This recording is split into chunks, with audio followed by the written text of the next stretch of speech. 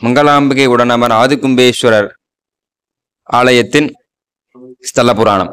உலகத்துடைய ஆரம்பத்திலேருந்து இந்த சுவாமி இங்கே இருக்கார், இந்த ஈஸ்வரன் இந்த சன்னதியில் இருக்கார் அப்படிங்கிறதுனால இந்த சுவாமிக்கு ஆதி கும்பேஸ்வரர் அப்படின்னு பேர்.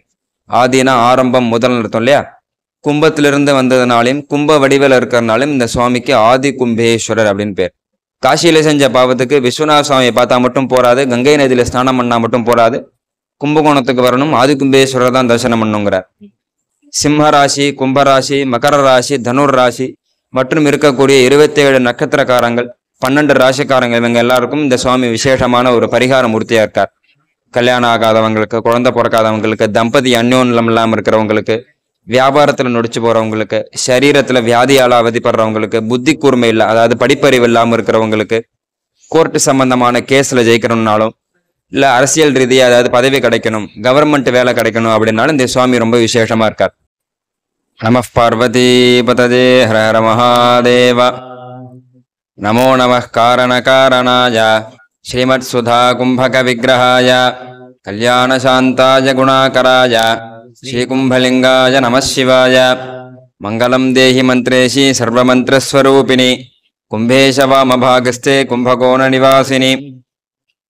எல்லாம் வல்ல உமையூரு பாகன் பார்வதி பரமேஸ்வரன் பேரருள் துணை செய்ய நமது பாரத தேசத்திலே எண்ணற்ற சிவாலய வைஷ்ணவாலய கோவில்கள் அமைந்திருக்கின்றது. அந்த வகையிலே ஊழி முதல்வர் என்று சொல்லக்கூடிய நமது கும்பகோண திருத்தலத்திலே வீட்டிருக்கக்கூடிய மங்களாம்பிகை உடனமர் ஆதிகும்பேஸ்வரர் ஆலயத்தின் ஸ்தல புராணம். 72,000 கோடி மந்திரங்கள் சேர்ந்த ஒரு பீட்டத்து மேல அம்பாள் விக்கிரகத்தை பிரதிஷ்டை பண்றாங்க ரிஷிகள் முனிவர்கள்லாம். அதனால 72,000 கோடி மந்திர பீட்டத்து மேல அம்பாள் நின்று இருக்கிறதுனால இந்த அம்பாளுக்கு மந்திர பீட்டேஸ்வரி மங்களாம்பிகை அப்படின்னு அர்த்தம். சுவாமி பேர் ஆதிகும்பேஸ்வரர், சுயம்பு மூர்த்தி. பொதுவா சுயம்பு மூர்த்தினா கருங்கல் விக்கிரகமா பூமியிலேருந்து தானா உருவாகும், அதுதான் சுயம்பு மூர்த்தி. ஆனா இங்கே அப்படி கிடையாது.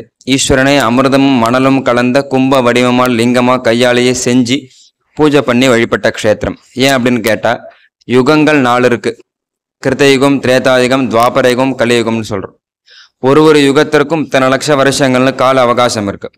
அந்த காலம் முடிஞ்சிருச்சுன்னா பிரளயம் சொல்லக்கூடிய பேரழிவு ஏற்பட்டு உலகம் அழிஞ்சு புது யுகம் உருவாகும். இதுதான் உலக நியதி. அப்படி இருக்கும்போது 3வது யுகமான துவாபர யுகத்தோட அழிவுல கலியுகத்தை உற்பத்தி பண்றதுக்காகவும் அழிய போற சிருஷ்டி பீஜங்கள் அதாவது ஜீவ ஆத்மாக்களை பாதுகாக்கணுங்கிறதுக்காகவும் சிருஷ்டிகர்த்தாவான பிரம்மா ஈஸ்வரன் கிட்ட கோரிக்கை வைக்கிறார். உலகம் அழிய போறது, ஏதாவது உபாயம் பண்ணுங்க, உதவி பண்ணுங்க அப்படி. அப்போ ஈஸ்வரன் ஒரு அமிர்த கலச கும்பத்துல அமிர்தம், மணல், ஜலம் இது 3த்தையும் பூரணம் பண்ணி அதுல ஜீவ ஆத்மாக்கள் ஆவாகனம் பண்ணி இதை பிரம்மா கிட்ட கொடுத்து இதை பிரம்மலோகத்துல உள்ள மேருப்பருது உச்சியில வச்சு பூஜை பண்ணி பாதுகாத்துணுவான்னு கட்டளையிடுறாரு. சுவாமியோட கட்டளைக்கணுங்க பிரம்மாவும் அதை பூஜை பண்ணி பாதுகாத்துன்னு வர்றார். வேதங்கள், ஆகமங்கள், சாஸ்திரங்கள், இதிகாசங்கள், புராணங்கள் இவைகளாலான மந்திரங்களாலும் அந்த கலசத்துக்கு பூஜை பண்ணி அதை பாதுகாத்துன்னு வரார். காலம் முடிஞ்சு போயிடுறது. ஜலப்பிரளயம் சொல்லக்கூடிய பெரு வெள்ளம் ஏற்பட்டு உலகமே அழியிறது. இப்போ அந்த பிரம்மலோகமும் அழிஞ்சு அந்த அமிர்த கலச கும்பம் அந்த ஜலத்துல மிதந்து இந்த க்ஷேத்திரத்துல இப்ப சுவாமி இருக்கிற அந்த சன்னதியில தங்குறது. ஜலமெல்லாம் அடிஞ்சு உலகம் அழிஞ்சு வெறும் வெத்து பூமியா இருக்கு. அந்த இடத்துல அந்த அமிர்த கலசம் தங்குறது. இப்போ ஈஸ்வரன் என்ன பண்றாருன்னா வேடமூர்த்தின்னு சொல்லக்கூடிய கிராத மூர்த்தி அவதாரம் எடுத்துன்னு வரார். எப்படி மகாவிஷ்ணுவுக்கு 10 அவதாரங்கள் இருக்கு இல்லையா, அது மாதிரி ஈஸ்வரனுக்கு 25 அவதாரங்கள் இருக்கு. நடராஜர், சோமாஸ்கந்தர், தட்சிணாமூர்த்தி, காலசம்ஹார மூர்த்தி, திரிபுர சம்ஹார மூர்த்தி, இந்த மாதிரி 25 வகையான அவதாரங்கள் எடுக்கிறார் ஈஸ்வர். இப்போ இந்த க்ஷேத்திரத்துல கும்பகோண க்ஷேத்திரத்துல கிராத மூர்த்தின்னு சொல்லக்கூடிய வேடமூர்த்தி அவதாரம் எடுத்துன்னு வரார்.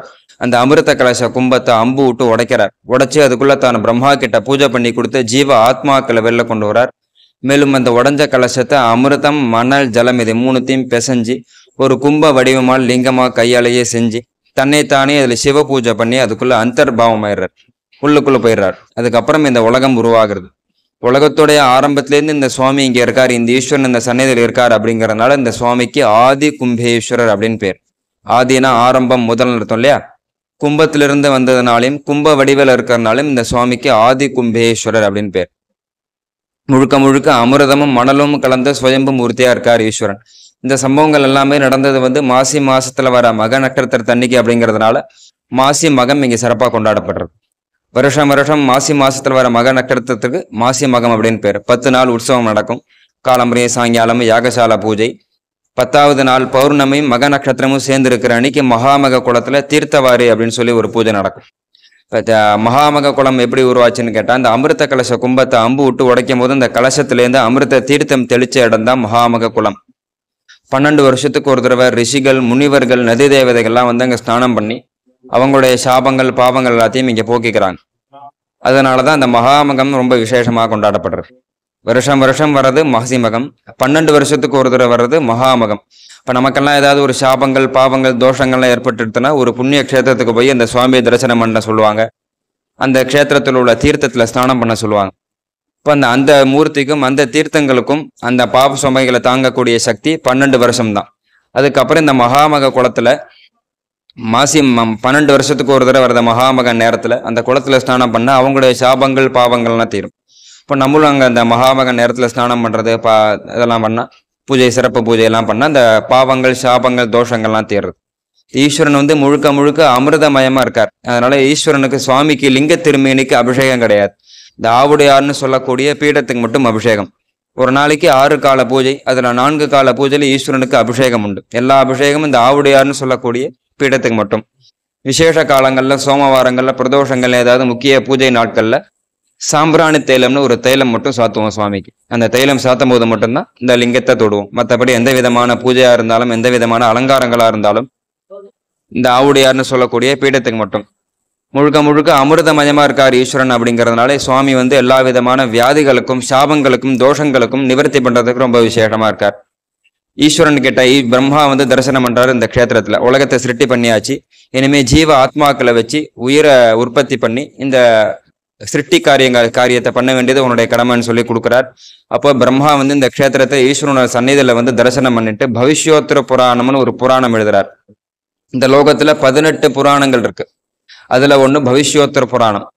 அது பிரம்மாவால எழுதப்பட்டது. இந்த கும்பகோண க்ஷேத்திரத்துல பிரம்மாவால எழுதப்பட்டது. அந்த பவிஷ்யோத்தர புராணத்துல கும்பகோண மகாத்மியம் அல்லது கும்பேஸ்வரர் மகாத்மியம் அப்படின்னு ஒரு தலைப்புல இந்த சுவாமியை பத்தி இந்த புராணத்துல சொல்றார். அந்நிய க்ஷேத்திரே கிருதம் பாபம் புண்ணிய க்ஷேத்திரே வினசதிங்கிறார். எந்த ஒரு க்ஷேத்திரத்துல நாம பாவம் செஞ்சாலும் ஒரு புண்ணிய க்ஷேத்திரத்துக்கு போய் இந்த சுவாமியை தரிசனம் பண்ணா நம்மளுடைய பாவங்கள்லாம் தீரும். புண்ணிய க்ஷேத்திரே கிருதம் பாபம் வாராணசியாம் வினசதிங்கிறார். அந்த புண்ணிய க்ஷேத்திரத்தில் உள்ளவங்க செஞ்ச பாவத்துக்கு அவங்க அந்த க்ஷேத்திரத்தில் உள்ள சாமியை பார்த்தா மட்டும் போராது, காசிக்கு போய் விஸ்வநாத சுவாமியை பார்த்தா மட்டும்தான் அவங்களுடைய சாபங்கள் தீருங்கிறார். வாராணசியாம் கிருதம் பாபம் கும்பகோணே வினசதிங்கிறார். காசியில செஞ்ச பாவத்துக்கு விஸ்வநாத சுவாமியை பார்த்தா மட்டும் போராது, கங்கை நதியில ஸ்நானம் பண்ணா மட்டும் போராது, கும்பகோணத்துக்கு வரணும், ஆதி கும்பேஸ்வரர் தான் தரிசனம் பண்ணுங்கிறார். கும்பகோணே கிருதம் பாபம் கும்பகோணேவ நசதிங்கிறார். கும்பகோணத்துல செஞ்ச பாவத்துக்கு வேற எந்த புண்ணிய நதியையும் புண்ணிய மூர்த்தியையும் தேடி போக வேண்டிய அவசியம் இல்லை. கும்பேஸ்வரரே தோஷங்கள் சாபங்கள் பாவங்கள் எல்லாத்தையும் நிவர்த்தி பண்ணுவார் அப்படிங்கிறார். கும்பகோண சமக்ஷேத்திரம் ந பூத்தோ ந பவிஷ்யதிங்கிறார். கும்பகோணத்துக்கு சமமான நிகரான ஒரு க்ஷேத்திரம் ஒரு ஊர் ந பூத்தோ, இதுக்கு முன்னாடி இருந்த யுகங்கள்லயும் இருந்தது கிடையாது, ந பவிஷ்யத், இதுக்கப்புறம் வரப்போற யுகங்கள்லயும் இருக்க போறது கிடையாது அப்படின்னு சொல்லி இந்த கும்பகோண மகாத்மியத்துல இந்த பவிஷ்யோத்தர புராணத்துல இந்த க்ஷேத்திர மூர்த்தியை விசேஷமா குறிப்பிட்டு சொல்றார். சிம்மராசி, கும்பராசி, மகர ராசி, தனுர் ராசி மற்றும் இருக்கக்கூடிய 27 நட்சத்திரக்காரங்கள், 12 ராசிக்காரங்கள், இவங்க எல்லாருக்கும் இந்த சுவாமி விசேஷமான ஒரு பரிகார மூர்த்தியா இருக்கார். கல்யாணம் ஆகாதவங்களுக்கு, குழந்தை பிறக்காதவங்களுக்கு, தம்பதி அந்யோன்யம் இல்லாம இருக்கிறவங்களுக்கு, வியாபாரத்துல நொடிச்சு போறவங்களுக்கு, சரீரத்துல வியாதியால அவதிப்படுறவங்களுக்கு, புத்தி கூர்மை இல்லை அதாவது படிப்பறிவு இல்லாம இருக்கிறவங்களுக்கு, கோர்ட்டு சம்பந்தமான கேஸ்ல ஜெயிக்கணும்னாலும் இல்ல அரசியல் ரீதியா அதாவது பதவி கிடைக்கணும், கவர்மெண்ட் வேலை கிடைக்கணும் அப்படின்னாலும் இந்த சுவாமி ரொம்ப விசேஷமா இருக்கார். இந்த சுவாமிக்கு ருத்ராபிஷேகங்கள் பண்றது, மகாருத்ர யஜ்யங்கள் பண்றது ரொம்ப விசேஷமா இருக்கு. அம்பாள் பேர் மங்களாம்பிகை, மந்திர பீட்டேஸ்வரி மங்களாம்பிகைன்னு அம்பாளுக்கு பேரு. எப்படி ஈஸ்வரன் வந்து சுவாமியை தரிசனம் பண்றாரோ அதே மாதிரி தேவர்கள் எல்லாரையும் அழைச்சிட்டு அம்பாளும் இந்த க்ஷேத்திரத்துக்கு வந்து இந்த சுவாமியை தரிசனம் பண்றா. இப்போ சுவாமி நீ இங்கே இருந்து என்னுடைய இந்த லோகத்தை ரட்சிக்கணும் அப்படின்னு கட்டளையிட்டுறார். இப்ப திருச்செங்கோட்டுல தன்னுடைய சரீரத்துல ஒரு பாகத்தை அம்பாளுக்கு கொடுக்குறார். இங்கே தன்னுடைய மந்திர சக்தியில ஒரு பாகத்தை அம்பாளுக்கு கொடுக்குறார். இந்த லோகத்துல மொத்தம் 72,000 கோடி மந்திரங்கள் இருக்கு. 36,000 கோடி மந்திரங்கள் சிவதத்துவ மந்திரங்கள், சிவன் மற்றும் ஆண் தேவதைகளை குறிக்கக்கூடிய மந்திரங்கள். 36,000 கோடி மந்திரங்கள் சக்தி தத்துவ மந்திரங்கள், அம்பாள் மற்றும் பெண் தேவதைகளை குறிக்கக்கூடிய மந்திரங்கள். மொத்தம் 72,000 கோடி மந்திரங்கள். இந்த மந்திரங்கள் எல்லாத்தையும் அம்பாளுக்கே கொடுக்குறாரு அந்த க்ஷேத்திரத்துல ஈஸ்வரன். 72,000 கோடி மந்திரங்கள் சேர்ந்த ஒரு பீட்டத்து மேல அம்பாள் விக்கிரகத்தை பிரதிஷ்டை பண்றாங்க ரிஷிகள் முனிவர்கள்லாம்.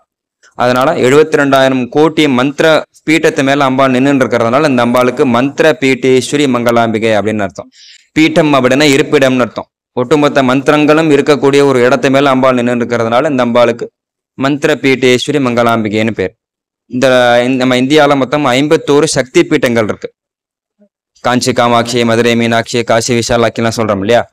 சக்தி பீட்டங்கள்லாம் என்னன்னு கேட்டா சமஸ்கிருதம்னு சொல்லக்கூடிய வடமொழியில 51 தாய் எழுத்துக்கள் இருக்கு. அதுலேருந்து க்ஷ பர்யந்தம். ஒரு சக்தி பீட்டத்திலையும் ஒரு எழுத்தை மூலமா வச்சு ஆவாகனம் பண்ணி அதுக்கு மேல அந்த விக்கிரகத்தை பிரதிஷ்டை பண்ணியிருப்பாங்க.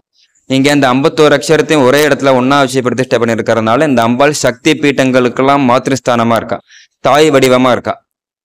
நம்ம இந்தியாவில் உள்ள அனைத்து சக்தி பீட்டங்களுக்கும் தாய் வடிவமா இருக்கா. ஒரு சக்தி பீட்டத்தையும் தனித்தனியா போய் தரிசனம் பண்ணா என்ன பலன் கிடைக்கிறதோ அந்த பலனை இந்த அம்பாளை தரிசனம் பண்றது மூலமா நம்ம அனுபவிச்சோம். ராகவேந்திர மகர்ஷியோட குரு விஜயேந்திர சுவாமிகள் இந்த க்ஷேத்திரத்துக்கு அம்பாளுக்கு எழுத்தாப்புல உட்காந்து தவம் பண்ணி ஜப சித்தி பண்ணிட்டு போன இடம் இது.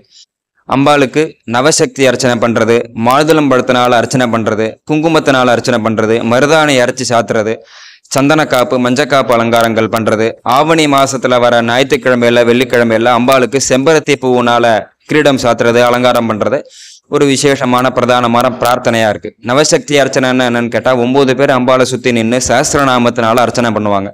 9 வகையான புஷ்பங்கள், 9 வகையான பழங்கள், 9 வகையான நைவேத்தியங்கள், 9 சுமங்கலிக்கு புடவை, சோப்பு, சீப்பு, குங்குமச்சிமல் வச்சு கொடுத்து சுமங்கலி பூஜை பண்றது நவசக்தி அர்ச்சனைன்னு பேரு.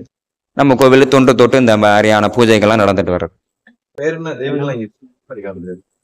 இந்த இந்த க்ஷேத்திரத்துல எப்படி சிதம்பரத்துல நடராஜர் விசேஷ மூர்த்தியோ, திருக்கடையூர்ல காலசம்ஹார மூர்த்தி இருக்காரோ, அந்த மாதிரி வைத்தீஸ்வரன் கோயில்ல இருக்காரோ, அந்த மாதிரி இந்த க்ஷேத்திரத்துக்கு விசேஷ மூர்த்தி கிராத மூர்த்தின்னு சொல்லக்கூடிய நம்ம வேடமூர்த்தி. எந்தெந்த ஊர்ல ஈஸ்வரன் அவதாரங்கள் எடுக்கிறாரோ அந்த ஊர்லலாம் அவர் விசேஷ மூர்த்தியா இருக்காரு இல்லையா. அந்த மாதிரி இந்த க்ஷேத்திரத்துல விசேஷ மூர்த்தியா கிராத மூர்த்தின்னு சொல்லக்கூடிய வேடமூர்த்தியா ஈஸ்வரன் அருள் பாலிச்சிட்டு இருக்காரு. மக நட்சத்திரத்துக்கெல்லாம் சிறப்பான பூஜை நடக்கும். இங்க கல்நாதஸ்வரம் இருக்கு இந்த கோவில்ல. நவராத்திரி நேரத்துல ஒரு நாள் அந்த கல்நாதஸ்வரத்தினால கச்சேரி பண்ணுவாங்க. அதான் சிறப்பு.